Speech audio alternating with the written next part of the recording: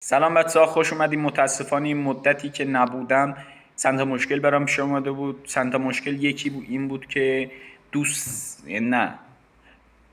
مامان دوستم مرده بود. آره، مامان دوستم مرده بود، بهترین دوستم، این محمد آقازاده. آره، مامانش مرده بود. بعد به این کمک میکردم، یکم کارهای دیگه میکردیم. حالا هنوزم مرده، خدا رحمتش کنه. زن خوبی بود. بله. بعد نسخه دوم یکی از مشکلاتم هست، من چند تا کار انجام میدادم بیرون که اونا رو الان دیگه انجام نمیدم. مثلا ادمینی اینستاگرام بودم، اینستاگرام کلا حذف کردم. بله. بعد فرش می آوردم، اینم نمیارم. یه ایده شغلی خوبم براتون دارم، تایم ویدیو زیاد نشه. شما اگه بخوای پول در بیاری لازم نیست حتما سرمایه داشته باشی. من یه ایده خیلی ناب زده به کلم که همین کارم میکنم الان. مثلا البته تو فرش نیستم دیگه.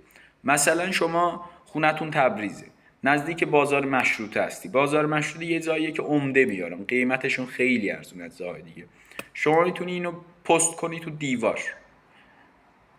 شما بری از حالا فرشا، از پتوها، از بالشا، از هر چی که دلتون میخواد، ولی نصیحت من اینه که چیزای گرون قیمت رو پست کنین که ازش حداقل یه تومنی سود ببری.